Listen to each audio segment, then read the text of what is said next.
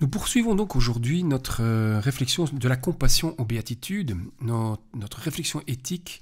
Donc, pour ceux qui n'ont pas encore eu l'occasion, vous pouvez aller voir le module 1, l'épisode 1 juste avant de ce module. Et on repartira aujourd'hui avec cette question qu'on avait commencé à contourner un petit peu autour, de tourner autour de cette question, qui est: que semble-t-il se passer en Jésus avant qu'il se mît à enseigner? Lors de nos prochains modules, nous aborderons le début du sermon sur la montagne, et j'avais commencé par dire que finalement, il y avait quelque chose de très intéressant, de très important à saisir lorsque Jésus va commencer, en tout cas lorsque Matthieu va rapporter le sermon sur la montagne. Il nous est dit que Jésus avait un regard de compassion. Et que c'est sur ce regard de compassion que tout va débuter. En tout cas, c'est sur ce regard de compassion que va s'inspirer, va s'inscrire, va se consolider l'enseignement de Jésus-Christ à la foule qui est devant lui, en tout cas à tous ceux à qui il va enseigner. Alors, que semble-t-il se passer en Jésus avant qu'il se mît à enseigner? Je commencerai par quelques questions.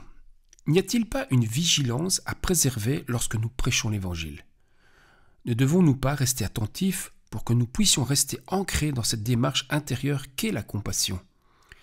Comment ne pas se laisser tromper par la recherche d'une démonstration de piété extérieure, apparente, qui, contrairement à la compassion, ne se soucie finalement que de soi, de son image personnelle ou encore que de ses propres convictions à soi?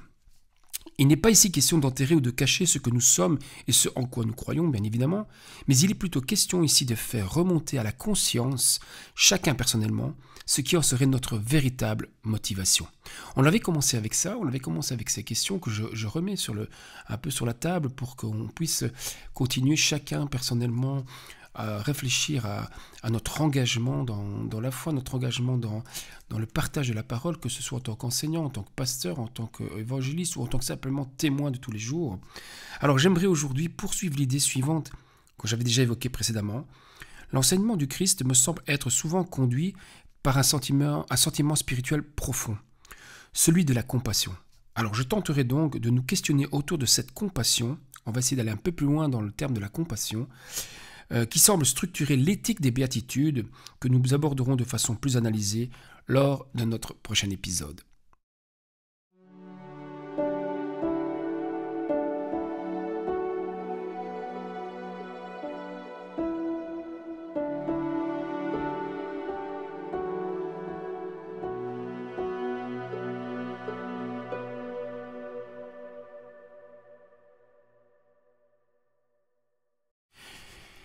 Nous disions donc la fois dernière qu'avant les mots, il y a chez Jésus son regard. Un regard particulier. Une façon de regarder la vie, la situation chez autrui, qui finalement va provoquer en lui un bouleversement intérieur. Et derrière ce bouleversement intérieur, il y a une émotion forte, une émotion viscérale.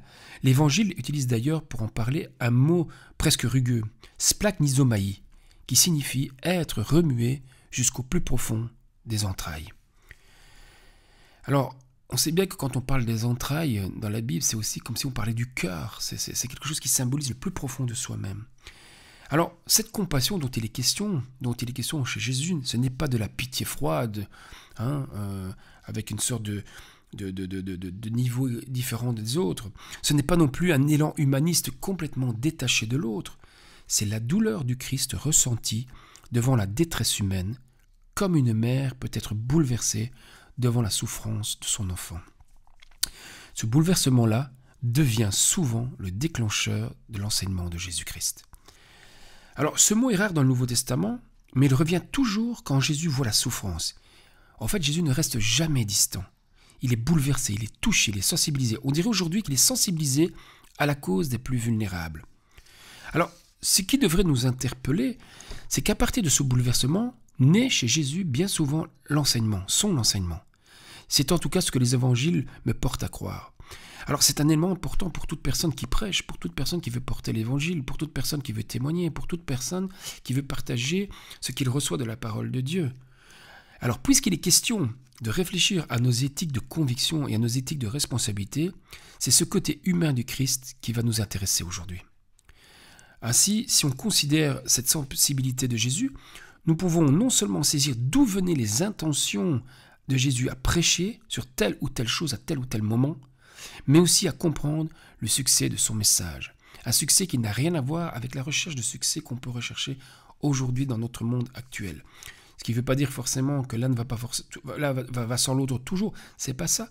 Mais ce qui est important, c'est de s'intéresser à la racine du succès que pouvait avoir Jésus dans son enseignement. Alors cette compréhension doit nous amener à un premier questionnement personnel. Est-ce que je prêche pour me faire entendre? Est-ce que je témoigne pour me faire entendre? Est-ce que je parle de Dieu pour me faire entendre? Pour valoriser mon aisance à parler ou à témoigner ou à dire des choses? Ou est-ce que je prêche simplement parce que la condition de l'autre, la condition humaine me touche réellement, véritablement? Car le message du salut, c'est avant tout une préoccupation des besoins d'autrui. Alors bien évidemment, il ne faut pas confondre les besoins avec les désirs d'autrui, c'est deux choses différentes. On en reparlera peut-être plus tard. Mais le salut, ce n'est pas répondre aux désirs, mais aux besoins humains d'autrui. Nos prédications modernes ont réduit le sens du mot salut, souvent uniquement à la vie après celle que nous passons ici-bas. Et pourtant, le salut dans la parole de Dieu, sa signification, c'est bien plus que gagner un ticket pour la vie éternelle. Alors pourquoi je dis ça? Pourquoi je rappelle ces choses? Parce que l'enseignement de Jésus n'est jamais une stratégie pour attirer des adhérents à une nouvelle religion, ni même à un courant philosophique, ou je ne sais quoi d'autre, pas même à un mouvement, mais bien pour apporter une réponse. L'enseignement de Jésus, c'était une réponse à la misère qu'il percevait, une réponse au désespoir, une réponse au silence des autorités religieuses et civiles de l'époque qui, préoccupés par leur propre intérêt et avantages personnels, fermaient continuellement leurs yeux et gardaient sous silence la souffrance du peuple, la souffrance des autres. Alors, comme dit l'Ecclésiaste, comme dit Colette, bien évidemment, nous pouvons encore dire aujourd'hui, il n'y a rien de nouveau sous le soleil, quand on voit comment se passe aujourd'hui, comment se développe en tout cas notre société actuellement avec ce que nous vivons. Alors, en Marc 6, 34, il est écrit, « Quand il sortit de la barque, Jésus vit une grande foule et fut rempli de compassion pour eux, parce qu'ils étaient comme des brebis qui n'ont pas de berger. Et il se mit à faire quoi? À leur enseigner beaucoup de choses. » Marc démontre bien ici que c'est par le regard que Jésus avait sur la foule qu'il se met à enseigner. Alors l'évangile ici nous précise que ce qui motivait Jésus à enseigner, ce n'était pas la gloire d'être écouté par une foule qu'il admirait pour ses capacités reconnues, mais parce que pour ceux qui la composaient, il devenait difficile de trouver sens à leur vie. Leur quotidien, à l'époque, le quotidien de ces gens qui suivaient Jésus était tel que j'imagine, en tout cas, quand je lis les évangiles, je peux imaginer aisément que tout devenait absurde et sans perspective d'avenir. Alors quand vous êtes constamment dans la survie, physique ou psychique, quand vous n'avez plus de destination et que plus rien n'a de signification, quel sens pouvez-vous encore donner à la vie? Quel sens pouvez-vous encore donner à votre vie? Quel sens peut encore donner toutes ces personnes qui sont anéanties par la souffrance psychique et physique? Quel sens peuvent-ils encore donner à leur propre vie? C'est une question fondamentale quand nous voulons prêcher l'Évangile. C'est du sens que Jésus vient donner comme réponse à la souffrance. C'est du sens que Jésus vient donner comme réponse au rejet, au désespoir, à l'oppression, à ce manque de perspective d'avenir. Un sens en lien direct avec le concret des situations de ceux qui venaient pour l'écouter et recevoir quelque chose de lui. Mais aussi un sens pour ceux qui voulaient se préoccuper du bien d'autrui, et en particulier des plus vulnérables. Alors c'est un élément de contexte à ne pas oublier pour éviter d'être réducteur quant à la profondeur du message du royaume de Christ. Il concerne bien évidemment l'après-passage sur terre. Ça, je ne m'oppose pas du tout à cette vérité qu'apporte l'Évangile, c'est qu'il y a une vie après la vie, bien évidemment, qu'il y a un salut éternel, bien évidemment, fait partie du message du royaume, mais aussi, ne l'oublions pas, la profondeur de l'Évangile et du salut a aussi un message pour notre vie actuelle, ici-bas.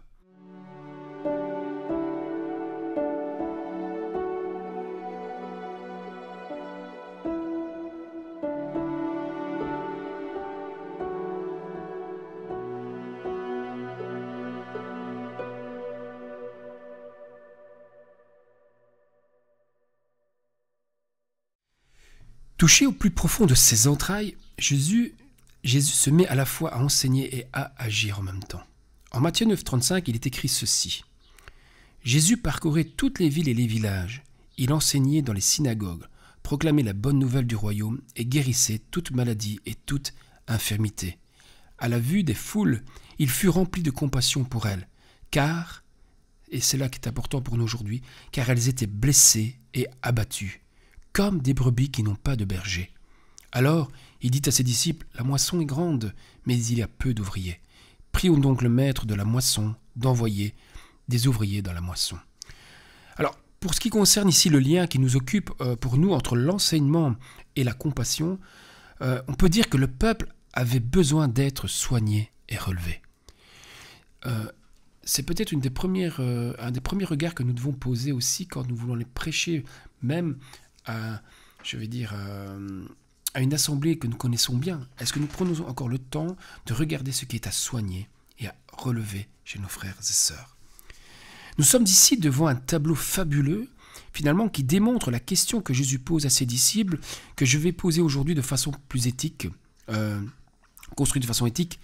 Qui, et c'est ça notre question, et c'est une question importante, quand on a peut-être un appel sur la prédication, un appel sur le partage, un appel en tout cas à porter le message de l'évangile, qui va prendre soin de ces gens blessés et abattus? Autre question, que serait prendre soin de ces personnes dans ces conditions-là?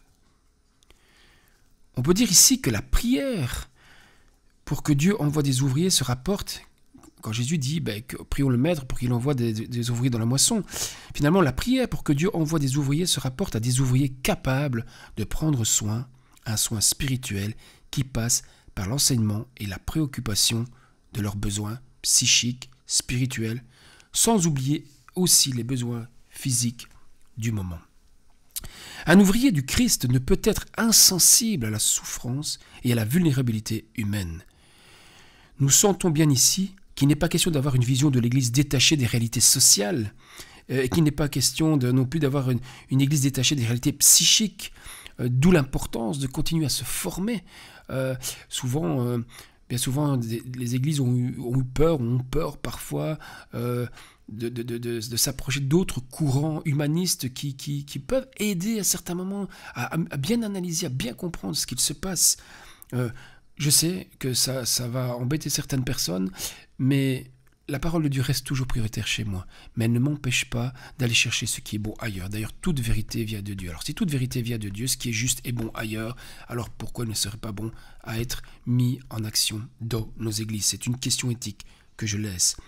Alors, nous sentons bien, je disais ici, qu'il n'est pas question d'avoir une vision de l'Église détachée des réalités sociales et psychiques de celles et ceux qui la constituent, mais plutôt de rester ou être sensibilisé. Ça ne veut pas dire qu'il faut répondre à tout et à tous, mais d'agir dans la mesure de nos possibilités et nos capacités du moment. Rester sensible à ce qu'il se passe pour pouvoir à la fois et agir, et on sait qu'une bonne prédication, c'est une manière d'agir, fait partie de nos agissements. Agir, c'est pas simplement faire, c'est bien plus que faire. Faire, c'est être dans l'action pour être dans l'action. Agir, c'est un terme finalement qui fait allusion à quelque chose de bien pensé, de bien réfléchi, quelque chose qui est en lien avec quelque chose de profond en nous. Cela nous ramène à nouveau à cette question, finalement. Qu'est-ce qui me conduit à partager, à prêcher, à annoncer le salut? Quel regard m'anime? Celui de la compassion ou celui de mes ambitions? Est-ce la volonté de prendre soin de l'humanité, ou est-ce plutôt, quand bien même il soit inconscient jusque-là, ou est-ce plutôt mon fonctionnement à instrumentaliser autrui pour réaliser des ambitions personnelles sous le couvert de la piété? Quelle priorité mettons-nous dans nos assemblées? La préoccupation du soin ou celle des réussites apparentes? Alors bien évidemment, les deux peuvent aller de pair, je ne suis pas en train de les opposer forcément, mais la question est de garder les fondations saines et dans le bon ordre.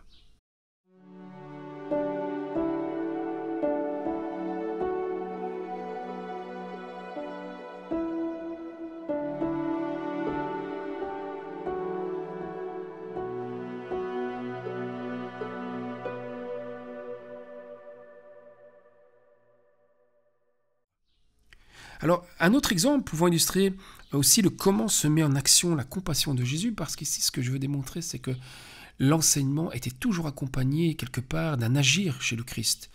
Vous savez, quand Jésus se tait, c'est pas qu'il se tait pour se taire, c'est une manière d'agir, se taire parfois.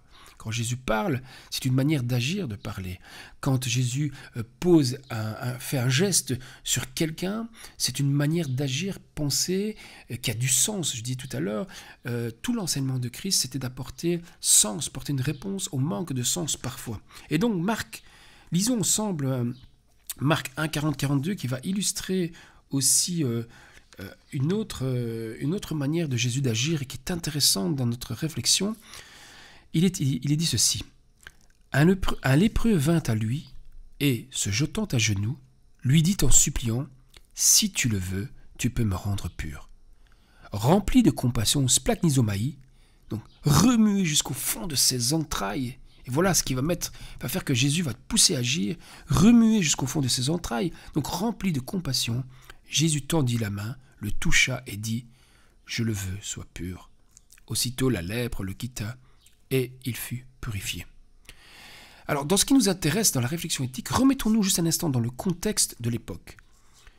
Au temps du Christ, les lépreux étaient considérés comme impurs, exclus de quoi? De la vie sociale, de la vie religieuse, et souvent vus comme maudits, même voire punis par Dieu. Alors, leur condition allait bien au-delà de la maladie physique, elle impliquait une exclusion sociale, religieuse et rituelle.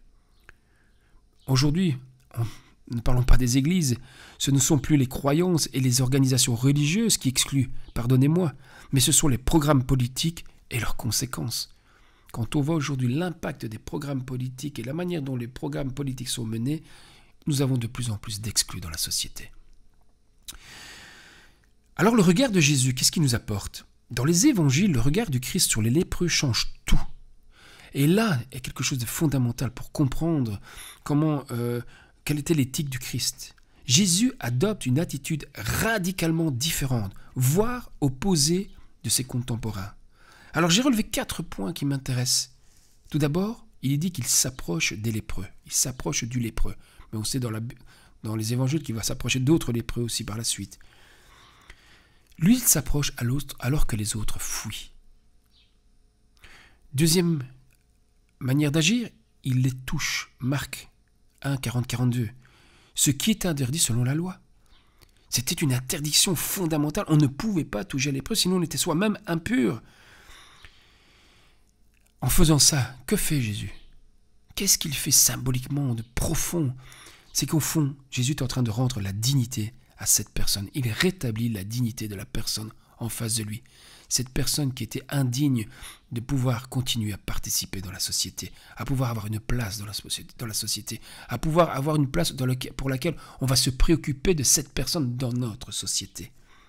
Troisièmement, il les guérit et il leur dit d'aller se montrer aux prêtres. Pourquoi aller se montrer aux prêtres? Souvent, on s'arrête sur la guérison, qui est une chose formidable. J'ai vécu aussi dans mes expériences des guérisons que Dieu a pu faire, extraordinaires.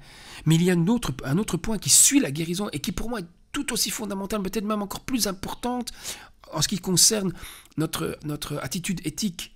Il les guérit et leur dit allez vous montrer aux prêtres. Pourquoi? Pour qu'ils puissent se réintégrer dans la communauté. Une réintégration dans la communauté. Laisser une place dans la communauté. Rendre une place dans la communauté. Voilà à quoi servait aussi l'enseignement du Christ. Voilà à quoi enseigne Jésus-Christ. Quand je disais tout au début que les gens étaient perdus, n'avaient plus de sens, Jésus redonne du sens, redonne de l'espoir, redonne une possibilité d'avenir. Il ouvre une petite porte, enfin une grande porte lui. Alors peut-être qu'on ne sait pas ouvrir des portes comme le Christ. Moi je n'ai pas ce pouvoir de pouvoir guérir toute personne. Il m'est arrivé de prier au nom du Christ et d'avoir des gens qui ont été guéris. On a aussi prié des gens qui n'ont pas guéri. Ça, je n'ai pas de réponse toujours à cela. Mais toute petite porte que nous pouvons ouvrir pour permettre à une personne de réintégrer une place dans la société est fondamentale. Et ça commence par notre communauté. Ça commence par notre cercle de relations personnelles. Ça commence lorsqu'on croise quelqu'un dans la rue qui est peut-être mal habillé, peut-être qui est drôle, peut-être que les gens le regardent un peu bizarrement, mais qu'on laisse une petite place pour s'arrêter et lui dire simplement bonjour, même parler. Ces petites choses du quotidien ont une importance fondamentale pour qui ou à qui nous offrons ces petites choses. Et le quatrième point que Jésus fait, et je reviens à son attitude éthique, il ne condamne pas, mais purifie et restaure. Et alors, souvent, quand on voit le mot purifier ici, on cherche la purification spirituelle de manière peut-être un peu très, très, très symbolique comme ça. Mais ici, Jésus, pourquoi il purifie? Simplement, il le purifie en le touchant. C'est-à-dire que il le rend pur parce que lui-même dit, mais moi je ne te considère pas impur. Je vais te rendre ta place et ta dignité dans la société et j'ai pas envie de te rejeter. Jésus touche l'intouchable. Et c'est fondamental. Et c'est une révolution que Jésus apporte à ce moment-là. Une révolution dans la pensée. Une révolution dans la pensée du souci, de la préoccupation, de la souffrance, de la vulnérabilité ou même de la dégradation de situations d'êtres humains.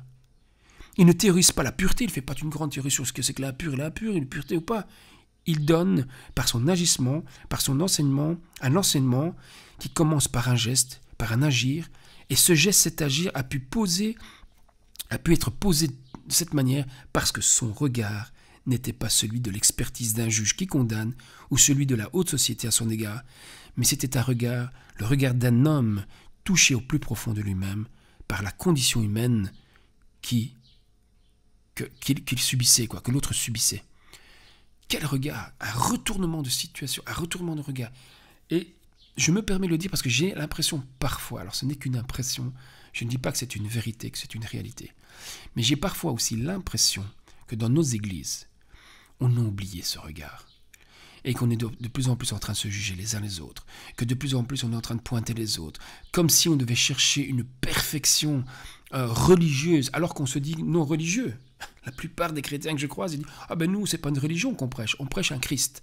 Et pourtant, nos attitudes et nos comportements sont des attitudes et comportements plus souvent de religieux, finalement, que d'un agissement éthique comme Christ pouvait le poser. Alors je fais partie de ces gens, je ne suis pas en train de dire je fais mieux que tout le monde ou je fais mieux que vous, pas du tout. Mais il est bon, il est important de se remettre en question. Cela ne veut pas dire qu'il n'y a pas de précautions à prendre face aux maladies transmissibles et dangereuses, c'est pas ça que je suis en train de dire. Je ne suis pas en train de dire qu'il faut aller toucher même les gens maintenant qui pourraient nous contaminer. Hein, c'est comme ceux qui ne voulaient plus mettre de masque, par exemple, au moment où c'était dangereux. Voilà, ce genre de questions. C'est pas ça du tout.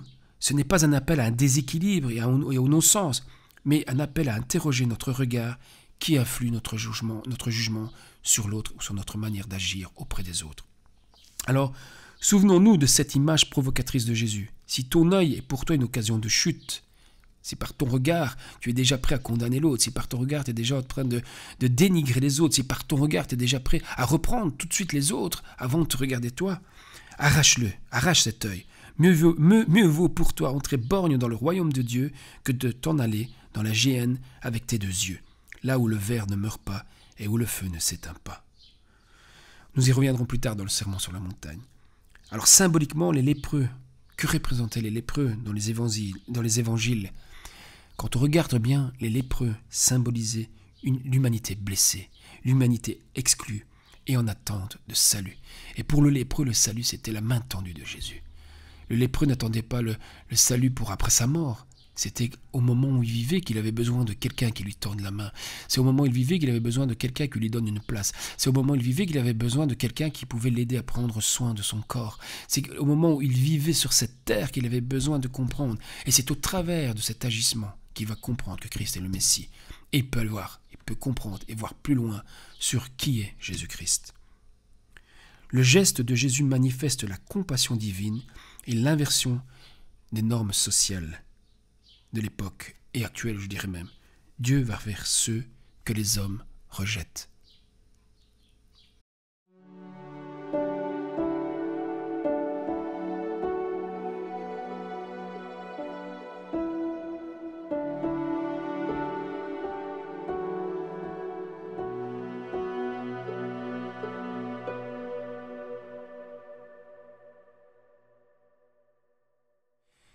Alors, quelques questions pour s'évaluer.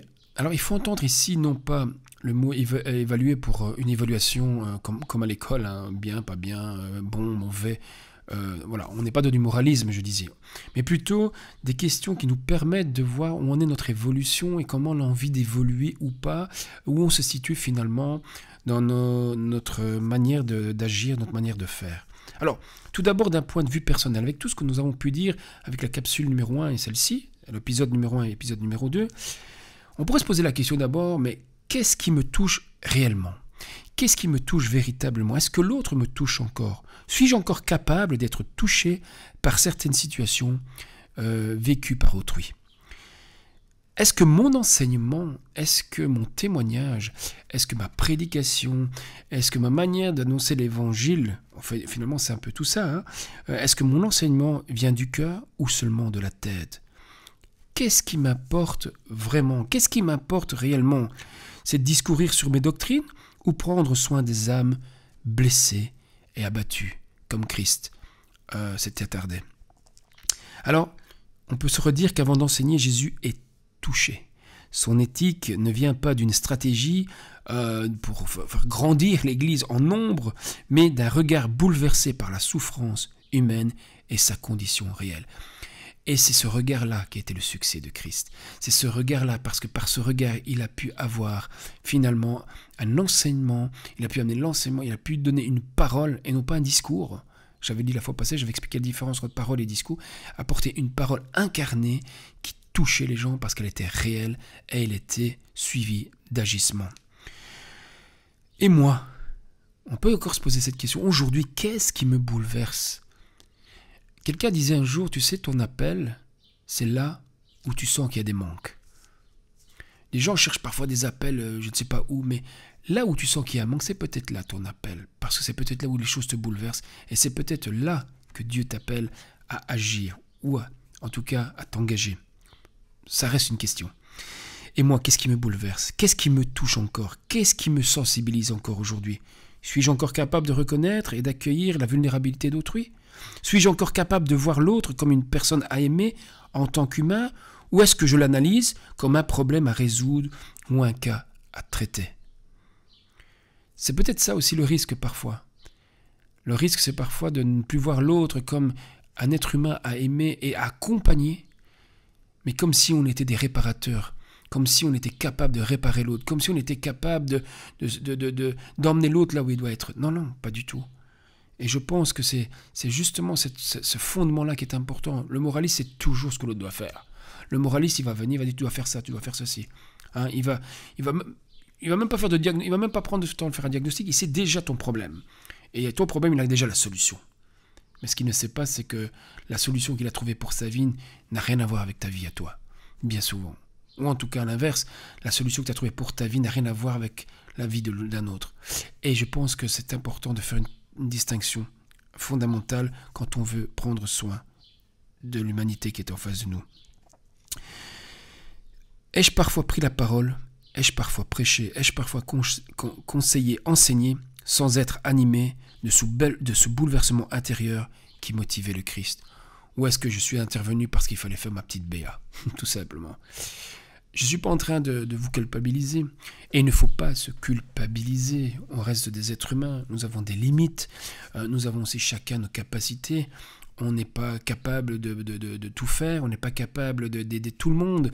Bien évidemment, c'est pas ça. Mais toutes ces questions sont là pour nous aider finalement à nous remettre dans un bon état d'esprit. Dans l'esprit dans lequel finalement Christ nous attend. Dans l'esprit dans lequel nous sommes censés grandir en étant nés de nouveau. Alors, ma manière de parler de Dieu est-elle enracinée dans une réelle compassion pour ceux à qui je m'adresse? Ce qui est bien différent que de jouer au petit professeur moraliste ou au savant qui ne se préoccupe que de transmettre son savoir.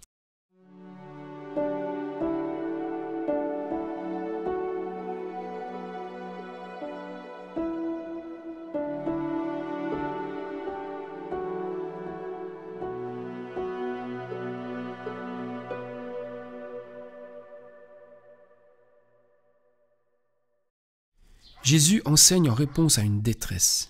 Il prêche non pas pour asseoir une doctrine, mais pour soigner des âmes blessées, redonner sens à des vies sans espérance. Pour Jésus, l'homme ne doit pas être au service des doctrines et des principes, mais c'est l'inverse. Ceci, donc ces doctrines et ces principes doivent être, comprises pour être au service d'une meilleure humanité, d'une meilleure relation les uns avec les autres, d'un meilleur amour humain. Alors, dans mon église, dans mon groupe, dans ma mission, dans mon ministère dont je suis entré, est-ce que je donne de la place à l'écoute de la souffrance réelle des gens? Est-ce que nous donnons suffisamment cette écoute à la souffrance réelle, à la situation réelle? Alors, je ne veux pas tomber dans le sentimentalisme, dans le misérabilisme, pas ça du tout. Ça prendrait trop de temps d'en parler aujourd'hui. Mais quand même, est-ce que nous n'avons pas oublié ce côté, ce regard? Et peut-être parce qu'on est fatigué, peut-être parce qu'on est usé, mais n'empêche. Nos messages, nos chants, nos rencontres sont-ils pensés à partir des blessures de ceux qui sont là ou à partir d'un programme théologique complètement désincarné de la réalité de vie? Quel geste concret de soin pourrait précéder ou accompagner nos paroles et nos enseignements?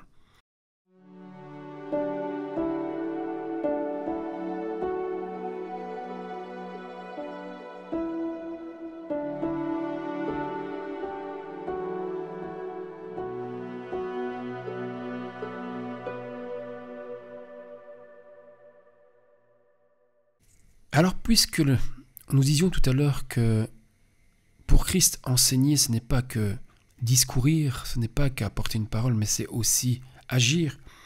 Peut-être devons-nous repenser à choisir une action simple de temps à autre plutôt que de se contenter de dire quelque chose sur Dieu, mais chercher à développer peut-être un agir qui touche, qui approche, qui accueille dans la simplicité du quotidien, comme Jésus a accueilli, approché et touché le lépreux. Alors que l'Esprit du Christ nous rende sensibles comme il se doit, car la compassion véritable, elle ne se fabrique pas. Elle naît d'un cœur rendu sensible par l'Esprit. Que nous puissions trouver un équilibre entre le sentimentalisme et le détachement complet aux difficultés d'autrui. Garder un cœur de compassion ne veut pas dire que nous devons sauver le monde et prendre en charge toutes les souffrances autour de nous. Cela nous est impossible, bien évidemment, et c'est illusoire.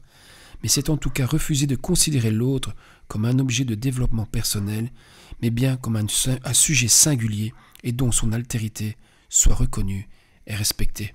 Qu'est-ce que ça veut dire cette phrase? Ça veut dire tout simplement que notre compassion nous ouvre à ce que l'autre en face de nous, on puisse le reconnaître comme étant unique, qui n'est pas comme nous, qui n'est pas nous, qu'il a sa vie, qu'il a son histoire, qu'il est autre que moi-même. Et ce n'est pas parce que j'ai vécu certaines choses qui ressemblent à sa vie que forcément il est comme moi et qu'il vit les choses comme moi. Il faut être capable de pouvoir accueillir l'autre tel qu'il est et avoir de la compassion, c'est-à-dire accueillir l'autre tel qu'il est et non pas comme on voudrait qu'il soit. Alors que le Seigneur, lui qui n'a pas prêché pour briller, lui qui n'a pas enseigné pour convaincre à tout prix, lui qui a parlé pour toucher, qu'il nous rende sensibles aux véritables besoins spirituels de nos assemblées et de ceux qui nous sont proches. Alors qu'il nous délivre de la froideur des habitudes religieuses, de l'arrogance, des discours désincarnés, et qu'il nous donne de voir le monde avec ses yeux, avec ceux de son évangile, que nous puissions apprendre à parler, à témoigner et à prêcher sans jamais avoir d'abord aimé.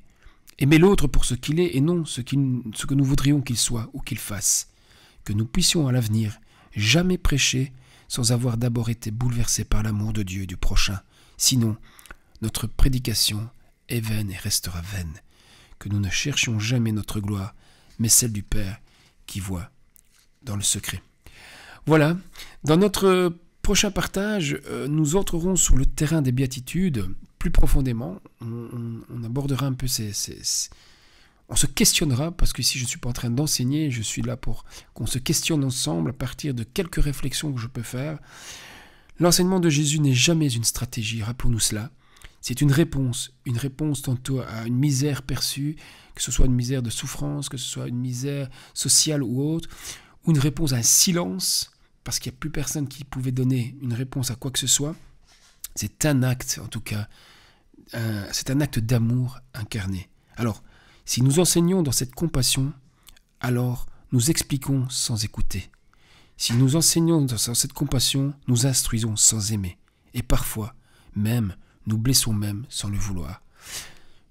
Je terminerai avec ce petit verset de Jacques 3:1. « Ne soyez pas nombreux à devenir enseignants, car vous recevrez un jugement plus sévère, vous qui voulez enseigner les autres. » Pourquoi? Mais tout simplement, je dirais aujourd'hui, parce que la parole ne peut se manier sans un véritable amour et sans une véritable compassion. Alors on se retrouve très bientôt pour se questionner à partir des béatitudes qui introduiront le sermon sur la montagne. À très bientôt, salut.